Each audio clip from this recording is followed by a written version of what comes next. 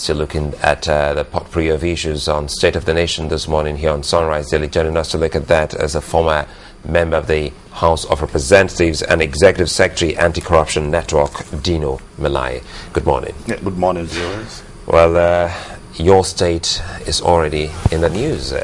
Initially, we thought Boko Haram and some other, now they've chosen to use the name gunmen, perhaps trying to unravel what is responsible for the crisis in Kogi State. Let's start with the insecurity in the nation, in some parts of the country, your state inclusive.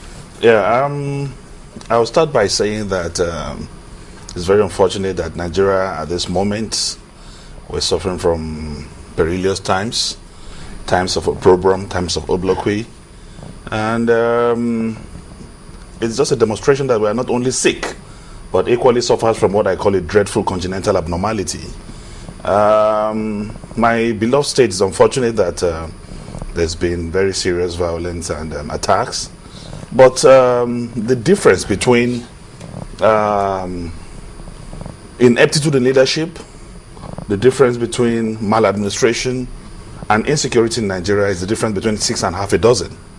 I want to say what you're seeing in Kogi State is not different from what is manifesting in Borno. It's not different from what is happening in Yobe and other parts of the northern parts of the north of the country.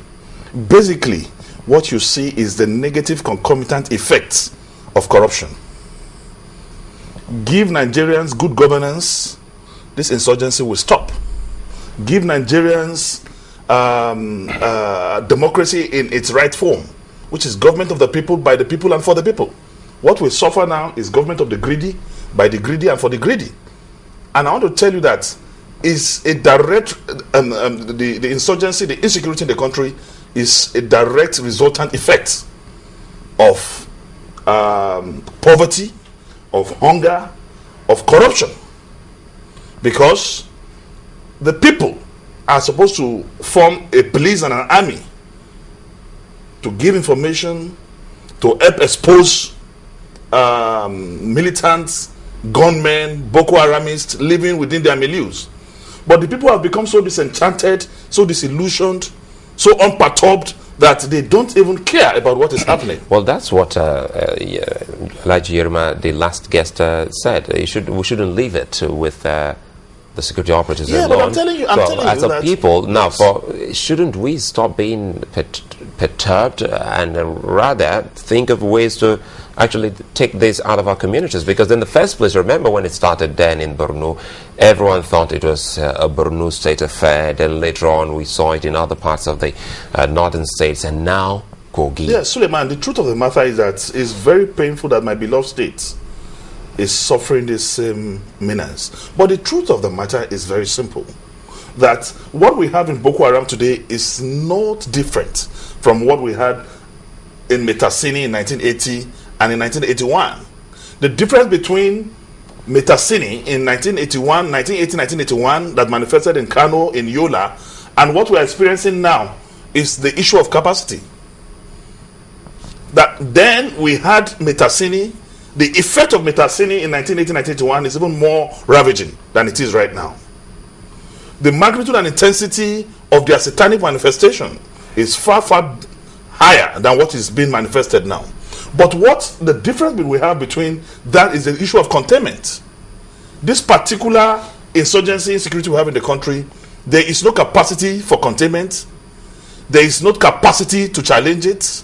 You cannot give what you don't have. You think we don't have it? No, we don't have it. The problem is right from the presidency to the security heads and implementation of the security operatives in this country is down. You know why some Nigerians would disagree with you. Even I said yesterday we're looking at the map, trying to look at some of the issues in some of these states. And just yesterday, some of those who were responsible for the act in Kogi State were caught in a town called Ibilo in Edo State. If they were asleep, then I don't think we'll be having such a... My brother, we are used to this rhetoric from security agencies. At a time... But you could see what they're doing. At the time, they told us, Kabiru Sokoto, the bomber of the Madala Christmas bombing in Abuja, have been arrested. After a while, they said he escaped. They said, in fact, a commissioner of police was interrogated and dismissed. That is a commissioner of police bill. They said after Kabiru Sokoto disappeared, later they said he was caught somewhere in Bauchi or somewhere, and that he is the masterminder of the Madala bombing. 2 months ago, the same security network in this country also reported that they caught another character who is the actual bomber of Madala Christmas bombing. A day after, the man, they said, died in custody. So if you look at these disjointed stories, we have been lied to, relied to, and it's actually a government of lies, government of ifs. Well, Nigerians are not happy because the issue of insecurity in this country can be tamed. The difference, what we expect the president of the Federal Republic of Nigeria to do is to take the issue of this security headlong. It is not a bread and butter situation. What do you expect? What we expect the presidency to do is that the fundamental the problem is foundational. When Boko Haram started, they started with very light magnitude, but there was no immediate containment of the activities. You know, in the way and manner.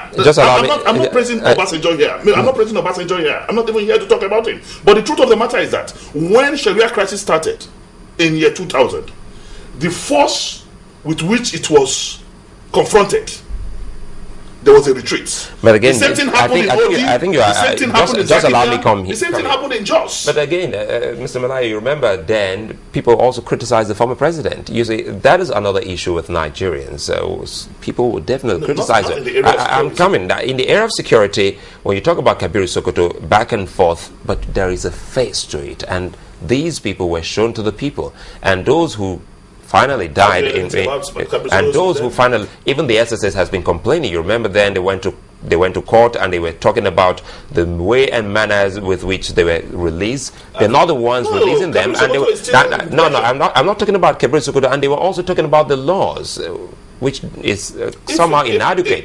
By the time they take them to court, they are working against the law. So I was thinking because the law says you must charge somebody within 48 hours if you are arresting him for a particular. Even though you're no longer in the National Assembly, I was thinking that by now the National Assembly should have actually swung into action to see if we can actually get laws, amend those laws so that those caught under the act of this terrorism. Is not the problem of law. You said that the problem. The problem is not the problem of law. It's not the problem of amending our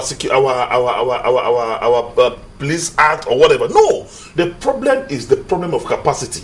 We have a president who do not have capacity to tame this insurgency as we have it. The truth of the matter is this: the approach to insecurity problem in this country is like this particular government is trying to give treatment. They are trying to treat a patient like it's like treating a patient of chemotherapy even before you discover cancer.